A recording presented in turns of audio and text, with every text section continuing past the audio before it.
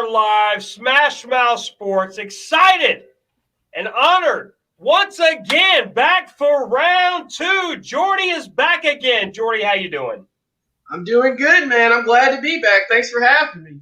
Absolutely. We'll go to Cam in a minute. Now, everybody's wondering, where is Preston's green? Where is everybody's green? Nobody has green on. Well, I don't have any green because I don't have any Celtics memorabilia like some other guys. Okay, this is a green pen. As you can see, this is why I'm not wearing green. Okay, this shows up as a green screen, even though that's the real background for me. So let's get into it. My Tampa Bay Bucks are doing great. We will get into that later. But I got two passionate Patriots fans that are fired up. And I know they don't want to talk about our kicker that we just signed right before we went on the air. Suck up, which was great. 3 years, $12 million. Let's get into the Palooza with the Patriots. Now, Cam, we're going to go to him in a minute because he was blowing up my phone, wanted to fire Bill Belichick. We're going to start Foxborough and all this insanity. I never said that. We'll go to you, Cam. We'll go to you in a minute. I never said that. We'll go. You absolutely did. Now you're roses and rainbows. Now you're buying Bill flowers. But let's go to Jordy. Okay, the Patriots Wire, Will the USA Today, and many other publications. Let's hear it, Jordy. Let's see your take. Do you love these $200 million blockbuster moves? All right, so are we – let's see, Cam Newton? We're going to talk Cam Newton first? Let's talk Cam Newton. Right. Yeah, I should have set the stage better. Right. We're going to get into the $200 million, but let's talk about Cam Newton. You tweeted this out. We appreciate that because Cam in the middle there is not a fan of Cam Newton, but Jordy loves him some Cam Newton. I would think Cam would love Cam because his name is Cam. Like, what's up with that? Oh, I loved him in his prime, man. I thought he was awesome. In Carolina, he was awesome. I loved Cam Newton in his prime. All right, so, I was going to come on here, guys, and just, brag about how right I was, because I actually chose them to pick Cam Newton. I figured that would be the most realistic option. But since I'm not that sort of guy. Go ahead and brag. By the way, go ahead and brag. By the way, I'm going to be straight down the middle here. I am not the biggest fan of Cam Newton today personally. However, I thought it was a little crazy, but as time went along, I agree with you that, yes, it made the most sense to bring him back from a financial standpoint. He knows the system, and if they're going to load him up with weapons, let's talk about it. All right, well, since you said brag, I was wrong about one thing. So when Tom Brady go. All right, so when Tom Brady actually won the Super Bowl, I sent out a tweet saying there are three things certain in life: death, taxes, and Tom Brady going to the Super Bowl. Well, there's actually four things certain in life: death, taxes, Brady going to the Super Bowl, and Jordy McElroy being right. There we go. There we go. But so Cam Newton, he was the best option. He was going to come on a cheap deal, obviously. If you're looking for a bridge option, we can throw all these other names out here. I've heard people talk about Ryan Fitzpatrick. And yeah, it sounds fun. Fitzmagic and all this stuff. I call him Fitzfaucet because he's hot sometimes and he's cold other times. It's no in between with this guy. Tyrod Taylor. You can bring this guy in there. It is what it is. Andy Dalton, yeah. But here's the thing. Were you going to win a Super Bowl with any of those guys? No. So are you probably going to win a Super Bowl with Cam? No, probably not. But here's the thing. He's on a cheap option. He knows the offense. Bring the guy back and see what you have. And the Patriots aren't done yet. And another thing to take into consideration is the fact that we can argue till we're blue in the face of Cam's arm ability and him not being able to make throws. But the fact of the matter is, Cam did not get a fair shake last season. And I think we can all agree with that. He came in. Cam, now let's go to you. Now, Cam, don't backtrack. If you're going to say it with your chest. Now that Jordy's there, all fair, I'm talking you off the ledge when they signed Cam Newton. Like I told you a year ago, they're probably going to sign Cam Newton at a bargain deal, and you went crazy buck wild a year ago. You told me. Let me set the stage here, Cam, for everybody. Oh, boy. You told me. Do you want me to set the stage, or do you want me to not set the stage? Go ahead. You told me that Cam Newton missed a lot of throws last year. I said, look, you can't just look at Cam Newton's all pass. He's not going to throw 5,000 yards and 35 TDs. He did rush for 600 yards. He did rush for 12 touchdowns. You have to factor that in. Correct. And you went buck wild and said he missed tons of throws. He can't throw. He's beat up. Now, Cam, let's hear it. No, I was. When I woke up Friday morning to the news Cam Newton was re-signed, I was not happy, to say the least. But there was dumpsters burning all over Foxborough because of you. No, it wasn't. Allegedly. You're exaggerating, man. I wasn't that angry. No. Right. It was just one dumpster. It wasn't multiple. But go ahead, Cam. But look, everything Jordy said is true. As time has gone on and the way the market has shaped out with these contracts that went to Taylor, Fitzpatrick, Dalton, it's a good deal. It's $5 million, and the incentives are if he plays, which I still think there's another veteran coming in here that they'll bring in to compete, and there'll be a draft pick too. I got to stop you there, Cam. This is what I'm talking about. I've had you, I've had all the Patriots writers, all Felger Mass, all of New England Nation, and all year long, it's not okay, or it's going to be good because of Jimmy G is coming through the pearly gates. I don't mean him. I don't mean Jimmy G. You guys have got to get over this Jimmy G fantasy. I'm not talking about Jimmy G. Jimmy G was the only. You are talking about Jimmy G. You guys have got this Jimmy G fantasy. That's no, I'm not. No. The only way Jimmy G's coming here is if the Niners trade for Deshaun Watson, which I don't see happening. This is what I'm saying. Who are these veterans that are coming in? Fitzpatrick, Dalton, they're all signed. What veteran? There's one guy. Let's hear this. Let's hear it. Who is it? Minshew. Oh, there it is. Jordy, look, I'm going to let you bring the hammer down. Look, do you like it? I think Jordy's reaction says it all. let me just say this, and then we'll go to Jordy. Look, Gardner Minshew, the guy seems like a cool guy. If you wanted to run your fraternity party, have a mustache competition, cool guy. As far as quarterback, not having it. Not for. Let's hear it, Jordy. I mean, the guy is cool. I mean, he has a cooler mustache than Uncle Rico. So I mean, yeah. He would be fun, but at the end of the day, he would still end up being a bridge option for New England. Correct. So you're right where you left off at. Cam is a bridge option. Like you said, if I were the Patriots, obviously you want to look at the draft and hopefully somebody younger fall to you. They have a lot of pieces right now. They got a lot of parts. You just saw that they just attached a second round tender to J.C. Jackson, and you would think somebody might step up for that. So that's another draft pick that could be coming their way for them to use on a young quarterback. Now, Jordy, while we got you here, and while Cam is staring right at you, cold in the face, what specifically did you see last year from Cam Newton? Because Cam tells me, you didn't watch every snap like I did. You didn't watch every snap. So I know Jordy watched the snaps, the tape, wrote about it, tweeted about it, fought about it, might have gotten a bare knuckle fight with Conor McGregor about it, all these types of things. Ooh, I know about that. What did you see last year specifically about Cam Newton that gave you promise and optimism that a lot of people either didn't see or didn't want to see? I saw a guy that was versatile. I mean, he could run the football. And there were times where Cam made passes. But then here's the thing, like the guy had no receivers. And we keep getting back to that point. I mean, they were ready to write the obituary on Tom Brady in his last year with the Patriots. And then you see what he's doing in Tampa Bay right now with those sorts of weapons. You know, now you get to see Cam Newton come back into the fold with actual weapons. I mean, he has guys to throw the football to. And I love the way they're setting this offense up. I love it. I think it's going to be incredible. I do too. I mean, look, they finally got some tight ends in here. They've had, I think I read the other day, they have 3 touchdowns from tight ends since Gronk's retirement over the last 2 years. I read they have 3 touchdowns in 2 years from tight ends, which is embarrassing. And what's even more embarrassing, Skip Bayless said this the other day, the whole Patriots, both Patriots rookies, these great third-round draft picks that they were supposed to be great, got 5 catches combined for the year. 5. Gronk got 6 in the Super Bowl. Correct. I mean, I give Belichick a lot of credit for swallowing the humble pie, and what this tells me is that he wants to win. Brady winning angered Bill Belichick to a nuclear level. To a nuclear level. Because I don't think they would have signed the number 2 tight ends if Brady wouldn't have won. They would have been aggressive, but they went number 1 and number 2, and they said the guys we drafted last year, they're in the dumpster. I'm pretty sure when Brady was holding up that Lombardi trophy, Bill and his Siberian Husky, they were just sitting there reading angry tweets, getting upset, just waiting for this moment to unload on the rest of the NFL. Now, I have to say, I am surprised about one thing. I was surprised that so many top-tier free agents signed with New England. I was surprised by that. That nobody else, the Giants, the Jets, the Bengals, none of the other teams jumped in. I was surprised by that. It's money. Bill Belichick is paying up this time. It's the money.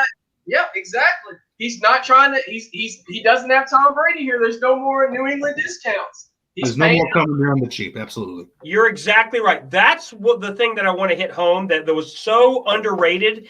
It's not just Brady's talent, leadership, but all the boxes. It's the fact that you can get a Leonard Fournette, you can get an Antonio Brown, you can get all those little checks all add up. Get Josh Gordon on a bargain, Antonio Brown on a bargain. All those check marks, right, all add up. You know what I mean? Like those kind of guys. I mean, all the guys they paid, they didn't get a discount on any of those guys. They got the number 1 tight end, the number 2 tight end, top of the market. Judon was top of the market.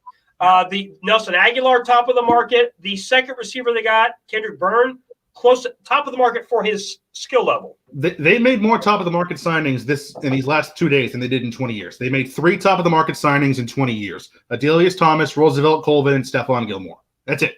And they made more in the past 2 days. Jordy, do you feel confident? Let me ask you, Jordy, do you feel confident that, and again, they had $75 million, they went buck wild, but they also had the third most cap room. Do you feel they can do this every year or every other year close to this level, loaded to that degree? Not to this level. I mean, Bill doesn't normally spend like this. I do feel like Brady winning the Super Bowl did push him here. And he's also, if you notice too, he's getting the right parts that would help a Cam Newton if he is a starter. Like Cam loves tight ends. I mean, he had so much success with Greg Olsen. The way they're constructed now, Bill Belichick. This is like, I always love to use Star Wars references with Bill Belichick. I call him Darth Hoodie.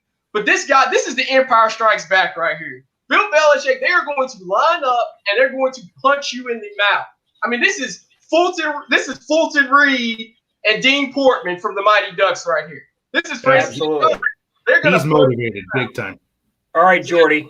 So let's hear it right now. I want a win prediction, a very early pre-draft win prediction right now. Now, before they made all these moves, because I'm in a Patriots thread with Cam and some others, and I set the number at 8. I said over or under 8. This is before, a couple days ago, before in fact, it was the morning of, before they went buck wild with $200 million. Half the people said 8, half the people said push, and maybe one guy said over 8. And then after that, everybody was all over 8. So I'm going to reset it at 10. This is me. This is not Vegas. Over or under 10 wins, in your opinion? Now, you got your chips in. Your chips are in. 10 wins. I'm going over. I'm going over. I feel like they have the pieces there now. I mean, even last season, there were a couple plays out for beating the Buffalo Bills and the Seattle Seahawks. They could have had a winning record that year as well. I feel like they have the right offensive pieces now. They have a beefier offensive line. They know what they're going to do. Cam's going to have another year in the system. Hopefully, pray to God he doesn't catch COVID midway. Love what they're doing on defense, especially the linebacker position. People aren't talking about Dante Hightower coming back. So you're talking about Matthew Judon, Chase Winovich, Josh Uche, and Dante Hightower. That's a scary linebacking core. That's a good linebacking group. They might bring back Kyle Van Noy. Exactly. And then, to touch on Cam's point, we still don't know what they're going to do at quarterback in the draft. A guy could fall. But I'm going over. I'm going over. Okay. I like that. I like that prediction. I could see, if things break right, I could see this team winning 10 or 11 games. I could see that. Honestly, do I think this team is better than the Bills? No, I do not believe that. I think the Bills have a dynamic offense, and if their defense does improve, I do think it's going to be more competitive than it was last year. Now, here is my question. I've heard from a lot of reports that Dante Hightower is not dialed in. His weight is a concern. They don't feel he's at the elite level he was 2 years ago. Do you sense that or see that at all? I mean, I wouldn't like to judge the guy off of just reports like that. I'd like to see the guy actually out there on the field. Dante's always been a consummate professional, so I would give him that respect and thinking that if he does come back to play, he's going to come back to play in shape and he's going to come back to play ready. He's the captain of that team. Absolutely.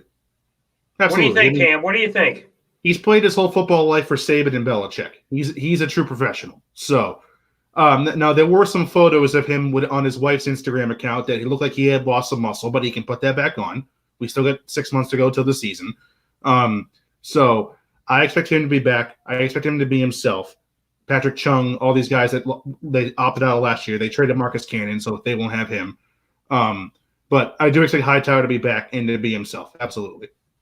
That's true. And to be fair to Hightower, people said the same thing about Gronk, and he caught 2 touchdowns in the Super Bowl. Exactly. So if Dante Hightower gets 2 sacks in the AFC Championship game, or if they're lucky enough to go to the Super Bowl, my only concern with the Patriots is their D line. They still need help with their D line, in my opinion. They still need a little bit of help. I know they signed a D tackle from Miami. He's been a little banged up. They need some Vince Wilfork. They've never replaced Vince Wilfork since they left. That's the guy they need to anchor that D line. Well, do they make those guys on trees? They don't. Not Vince Wilforks. They don't. This is why, Preston, I don't mean to hurt your feelings here. This is why I said one of the top guys that go after if I were the Patriots is Ndamukong Suh. And I like that. I like that. They should. They should go after him.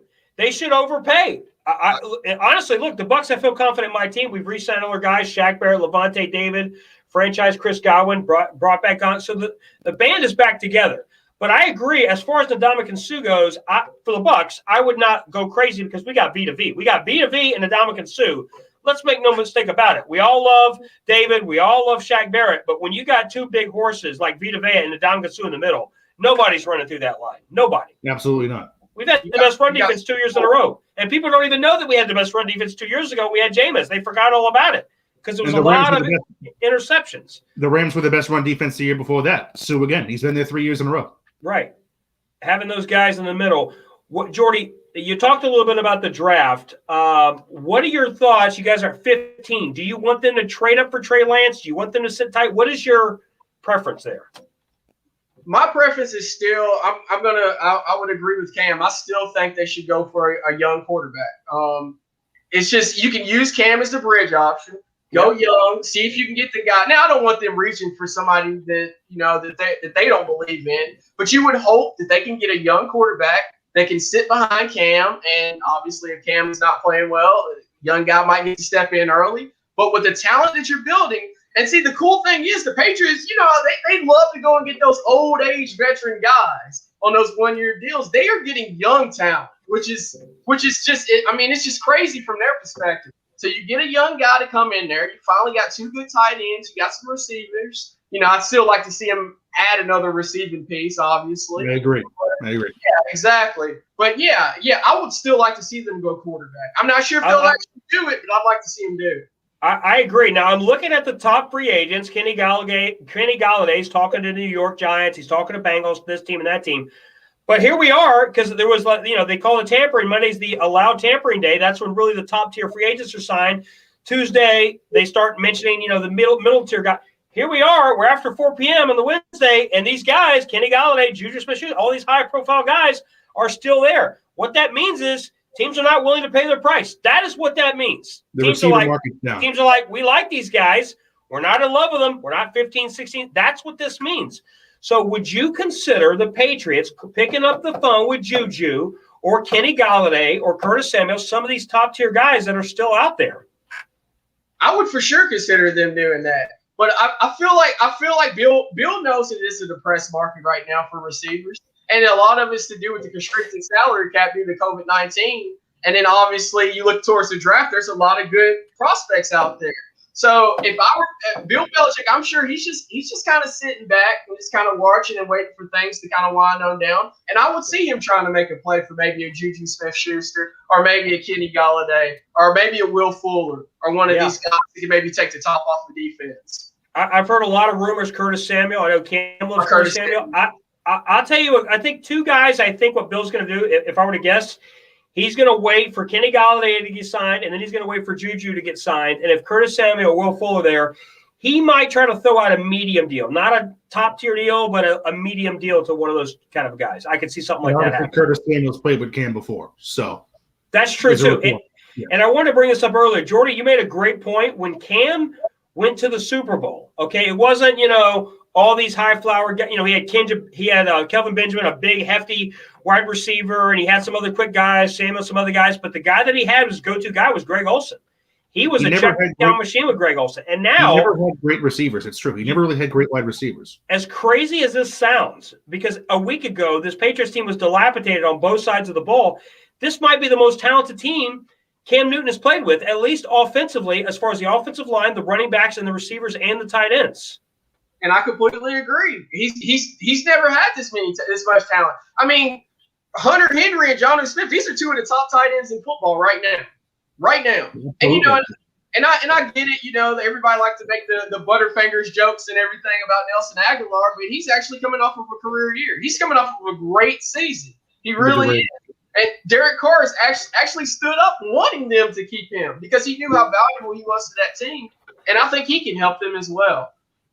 You know what else is interesting? By the way, when I worked for the Tampa Tribune 10 years ago, covering high school football, I covered Nelson Aguilar. And by the way, he was I'm glad to see that he's, you know, with the Patriots, he's in a good organization and they're going to utilize him. I predict Nelson Aguilar will bust over 1,000 yards and will have his best season ever. And that is my prediction right here. I've seen his work. By the way, he was a running back in high school. So he's not naturally a receiver. A lot of people don't know that. And then he was drafted, of course, by Philly and had a good career. He's bounced around a little bit. That's a guy, they're going to use him a lot. I see him. They're going to use him on some gadget plays, some end arounds. That's why they targeted him over Kenny Golladay and some of these other guys. Yes, absolutely. And if you don't mind, if I may circle back to the draft here for a second. With the draft with the Patriots this year, look, even if Cam is great, he's still not your long-term guy. He's still only under contract for one more year. You had to get it in there, Cam. You can't just be happy. I am happy. You gotta.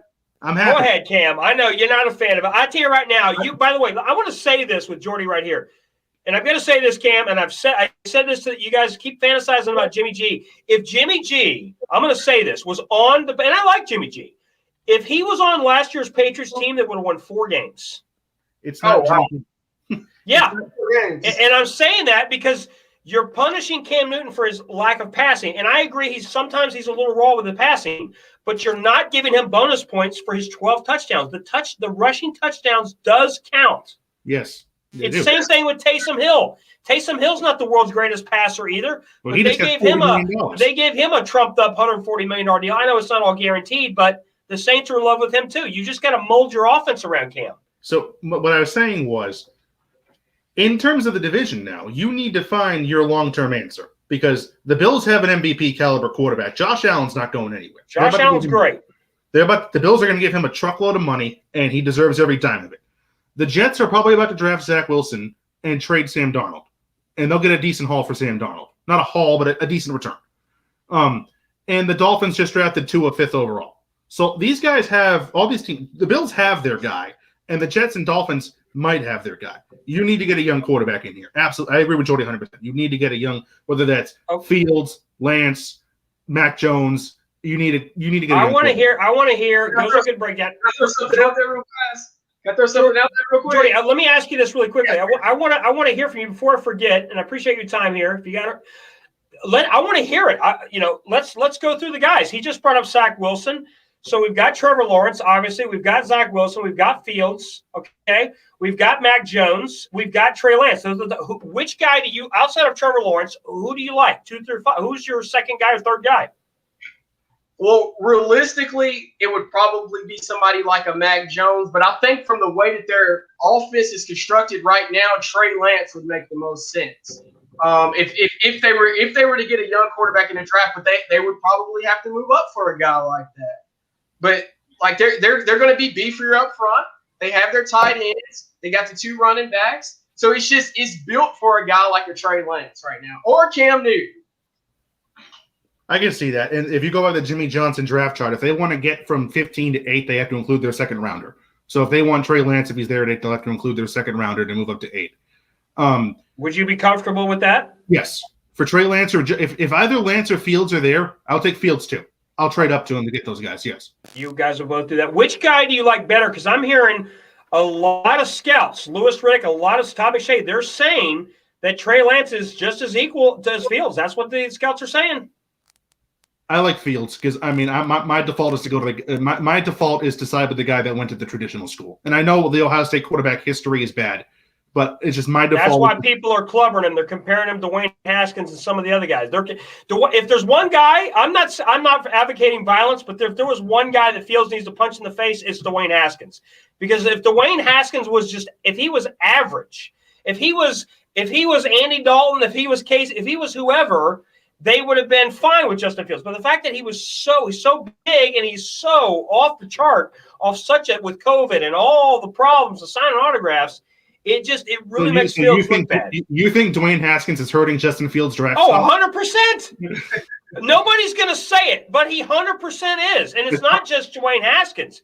It's Troy Smith. I mean, it was Cardell Jones. Ohio State has had about 5 or 6 high-profile guys in a row in the last 15, 20 years, in a row, that have just been dumpster fires. Like, they haven't even been average.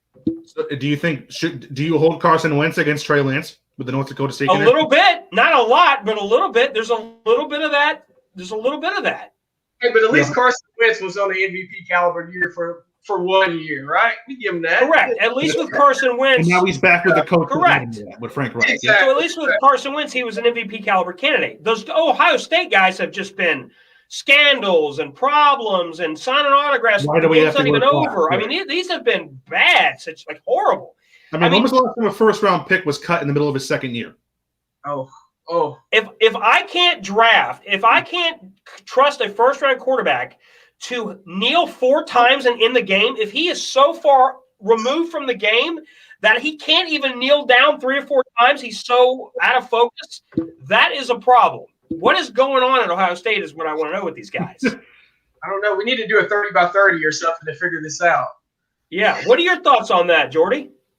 Well, I honestly would lean more towards Trey Lance. I love the intangibles of the guy more. But obviously, I mean, we're all, it's a crapshoot here, man. It's a crapshoot. The only guy in this draft that I'm 100% certain in that I feel like is obviously Trevor Lawrence. He's the only guy. It's a crapshoot here. So you don't know. It feels like the consensus now is by everybody that Wilson's now the second guy. And I know, Preston, you disagree with that vehemently. Well, I tell you who I disagree. I don't like Zach Wilson because he's a small, diminutive Taysom Hill. Okay, so Taysom Hill's strength is his size, Tim Tebow-like. We did a video a couple months ago that Taysom Hill's like Tim Tebow, but better. Taysom Hill's obviously a bigger, better version of that. Wilson is a small, diminutive, leftover version of Taysom Hill. Who had one great That doesn't even – BYU is not known for churning out dominant quarterbacks. And as I said to you the other day, they run a lot of gadgets.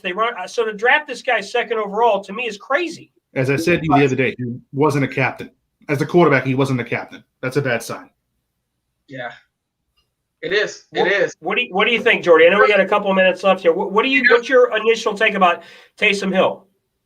About the Taysom Hill deal? Or no, I'm sorry, not Taysom Hill. I'm sorry, Wilson. I'm sorry, Zach Wilson. Yeah. About Wilson? Yeah.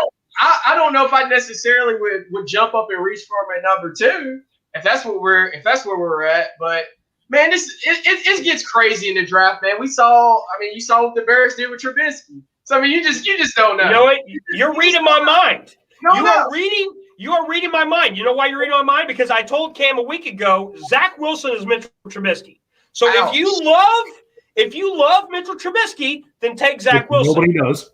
Because they're both number 2. Both teams got all of their feelings getting up to number 2. The Bears thought they had – look at the guys that went after Mitchell Trubisky, Deshaun Watson and Patrick Mahomes. You would do anything for those 2 guys right now. And Mitchell Trubisky didn't even get his 5th-year option picked up. So what are we doing here, guys? You stop falling in love with the guy because you like his mustache or his haircut or whatever the weird thing that's going on nowadays. But what if this now? A what if scenario here? What if all this is smoke and mirrors? What if this was just the beginning of something even crazier? What if Bill Belichick did try to make a play for like a Deshaun Watson? I know it's a long shot. I know it's crazy, but people are talking. People are talking out there that the Patriots could be one of those hidden teams that kind of sneak up into that conversation there. And Nick Caserio.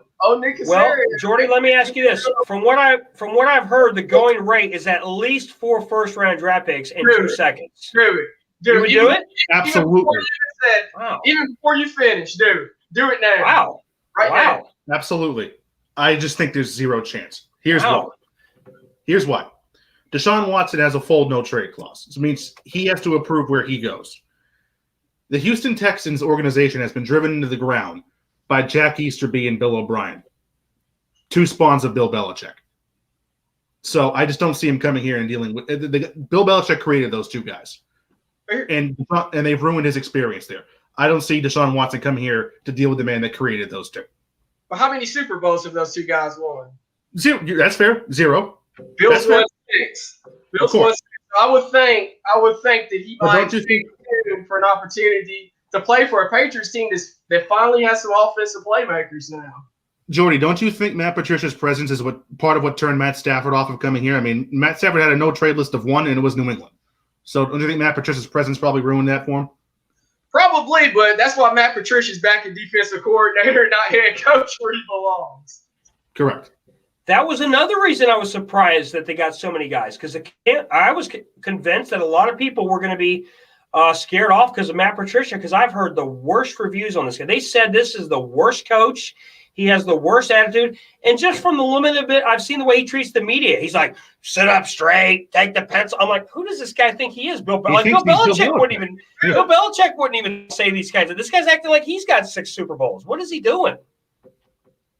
It was ugly. It was ugly up there. But it's the Detroit Lions. I mean, I'm sorry, but come on.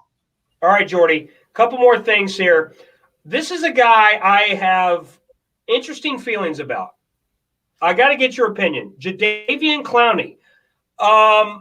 Do you like this guy, or what do you think about him? Because every year he keeps telling everybody that he's the top 5 free agent, and then every year nobody wants him until the very last moment, and they give him a decent amount, but not as much money as he wants. I like Clowney, but I don't like him for what he thinks he's worth. We'll leave it at that. I do like Clowney. I don't. He needs to come out and he needs to prove, number one, that he can play through a complete season without being sidelined with injuries. But I like Clowney. I love Clowney for the right price.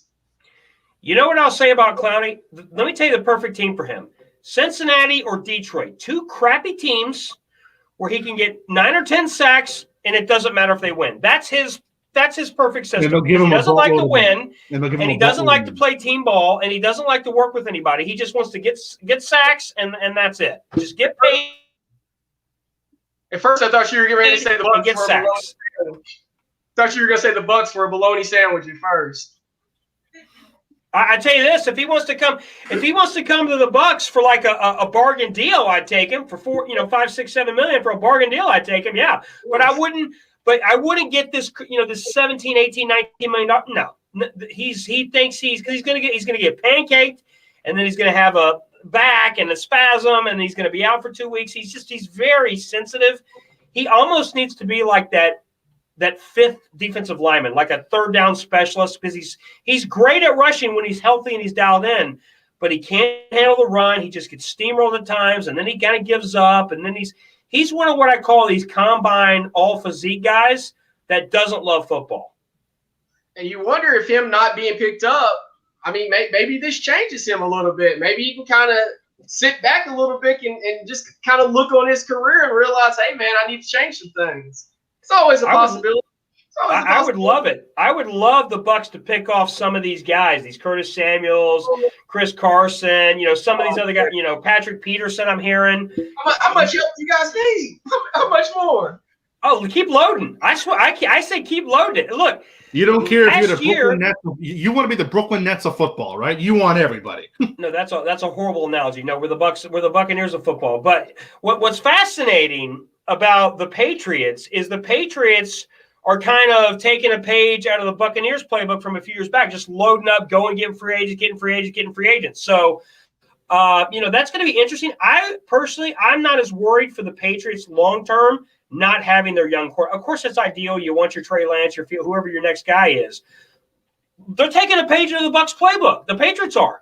They got a veteran, 32-year-old quarterback. They've got loaded up O-line, D-line, everywhere else at skill positions, and they got a quarterback on a bargain deal. That's what the Bucs are. Tom Brady took a bargain deal, and they're loaded up everywhere else. It's almost as if he is taking a page out of the Bucs playbook. He's changing his philosophy a little bit, adjusting. He is, and he obviously is. And then the way he acted towards Cam last year. I mean, when's the last time you seen Bill Belichick pat Tom on the shoulder and everything when he's down after a bad game? I mean, never. You never see it. And Bill obviously as great as he is, and I'll sit here and say I believe Bill Belichick is the greatest head coach of all time. That's my opinion, and I'll always believe in that. But at the end of the day, he realizes he needs to change. He has to evolve. He has to pay guys. He might have to approach the game a different sort of way to win football games without number 12, that guy, in the huddle anymore. What would you say if there was a guy that was eager to move on from Bill Belichick? Would you say that person was hitting the sauce a little? Cam, no, I didn't say your name. I know you're looking down. I didn't say your name, Cam. But would you say that's crazy to hit the sauce and want to get rid of Bill Belichick if they don't win 10 games this year? I mean, I don't know if Cam's sipping on some avocado tequila back there, but yeah, no. We are not getting rid of Bill Belichick. Now, I will say this. I will say it is completely fair to criticize him as a GM because he has not been good at times, especially in the draft. He's been awful. But as far as the head coach, Bill Belichick, the head coach, is still the best head coach in the league. Look at what they had last year. Look at what they had, and look at what he did with that. With no receivers, they were still in the mix. You're right. They had the worst roster in the league last year, the worst, and they won 7 games. Exactly. That's why I got to say, Cam, you want to go ahead. You want to defend your honor because you get rambunctious. You didn't say my name, but I know you were talking about me. Well, you're looking down, you're squirming, so I was like, okay, go ahead and say it. Say it with your chest. I said, Jordy, to be clear, I said if they have another year like last year, if they get worse and they regress, I said I would look at it. Because his GM work, as you said. Now we're being corporate and diplomatic. You're going to take it under advisement with the board of directors over here? No. I'm not going to say the language you said for YouTube because they're going to get angry, but you were irate. You also, I hate to throw you under the bus, Cam, but you also, when they lost to the Eagles, you wanted them to fire Bill Belichick then too. Well, I was mad at him. And I said that was crazy. Yeah. Well, I think I was caught up in the moment because of the crap. Did you say that, Cam? True or false? I did. I completely own that. I was caught in the moment because of the Butler benching. I was caught in the moment. Now, that was terrible. I do agree with you. The Butler benching was awful. But I was caught in the moment. Absolutely. And that was wrong, obviously. And they won the Super Bowl the next year because of him. Yes. That was 13-3 against the Rams. And I told you they beat the Rams by 10 points or more. And you said exactly why, because you said Belichick would out-scheme McVay, and that's exactly what happened. Yes. And that was one of the Super Bowls that you can give to Belichick over Brady. Absolutely. I don't deny that. But it's the GM. It's the drafting. And the drafting of late has been just bad. There's just no other way to say it. I mean, they have not hit on a first-round pick, really, since Hightower and Jones back in 2012. That's 9 years ago now. Now, Isaiah Wynn, you can say he's that's a good pick. He's decent, but he's not all world. I got to ask this to Jordy because he's been following it just as hardcore as you can. So you can't try to play this I'm number one ranked Patriots fan of the world card. I'm without question here. So, Jordy, why can't the Patriots draft receivers? What are they doing? What is going on there? Because I can't figure that out.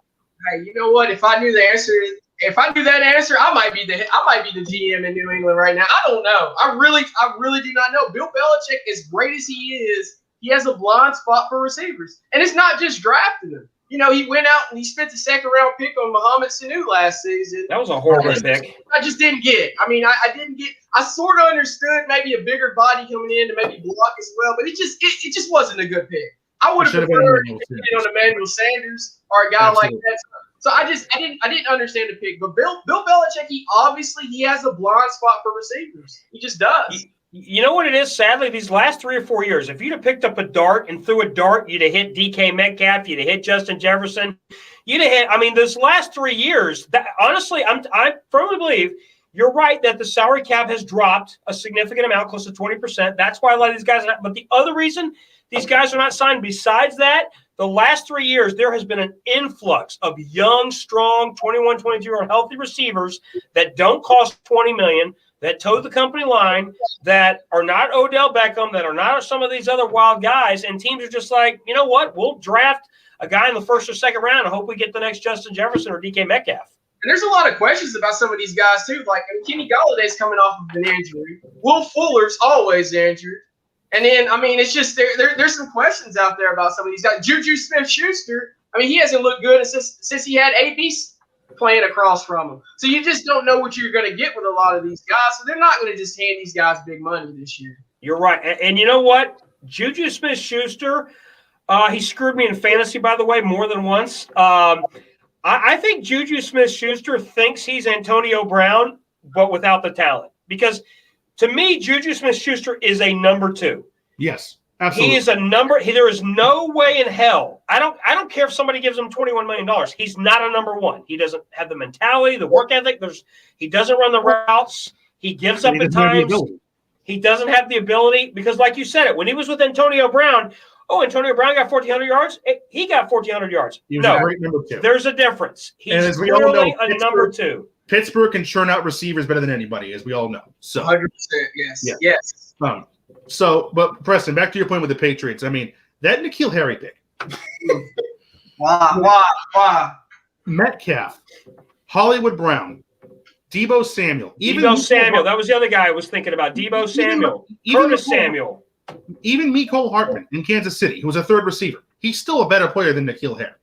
Bill Belichick has not drafted and developed a receiver since Deion Branch, because I don't count Julian Edelman. That was a 7th-round quarterback. That was a product of Tom Brady.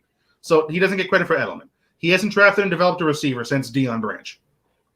Listen, I was actually at the NFL draft when they drafted N'Keal Harry. I was in the media room, and nice.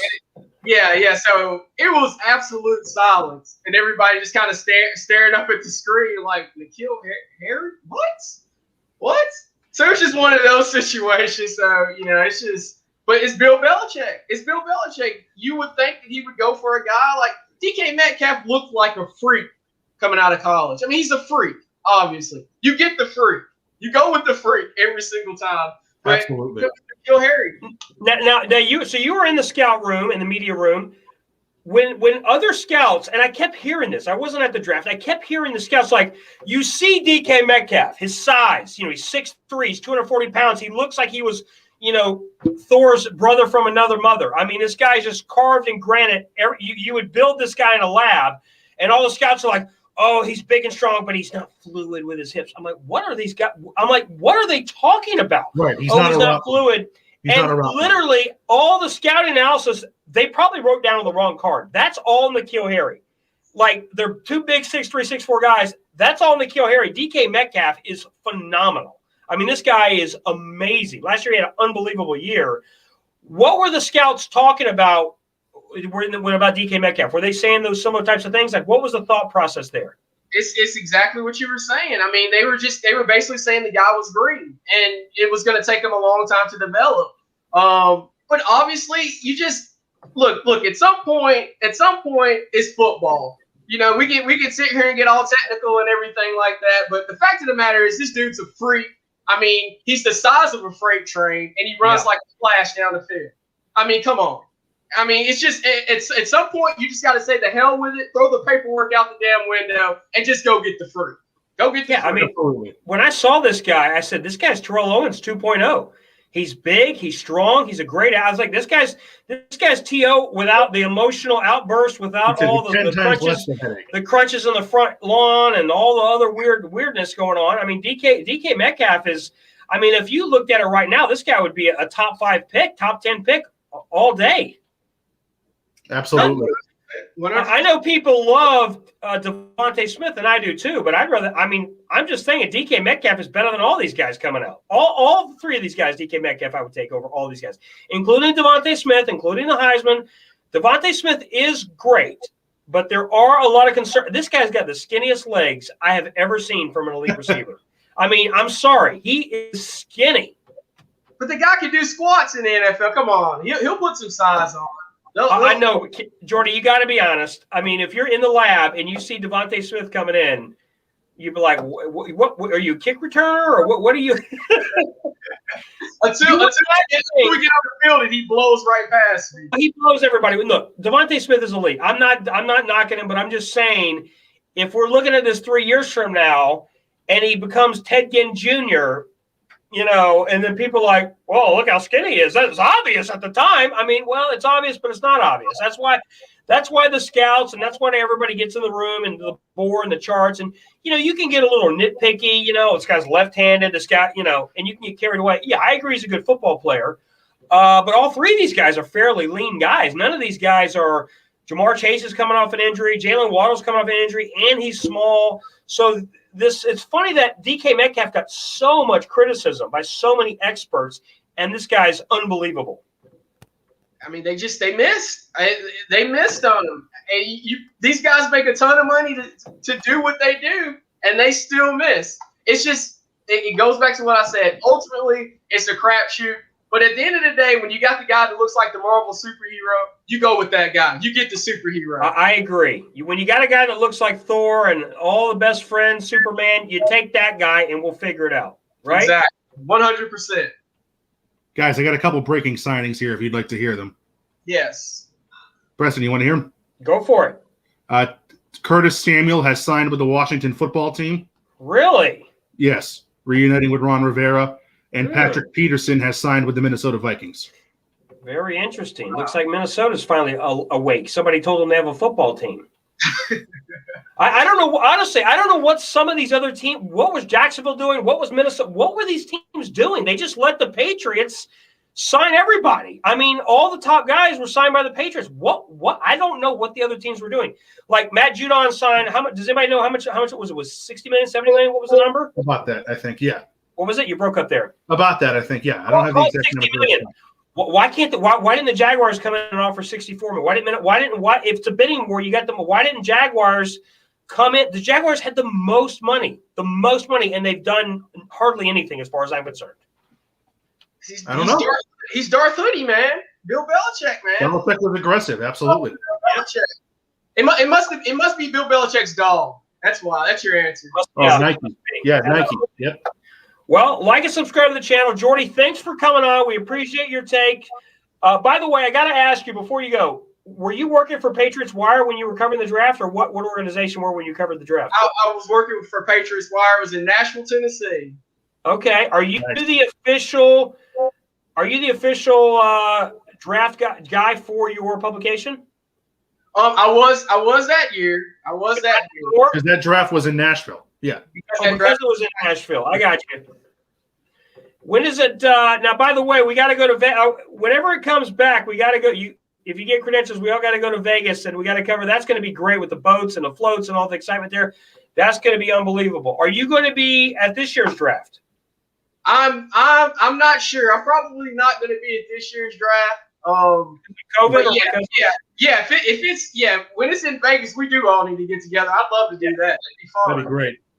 Great. Yeah, it's crazy. Guys, aren't in a rush to go to Cleveland this year, guys? Yeah. No, yeah, so much fun. Let's do it, man. Tons to do, right? Everybody loves Cleveland.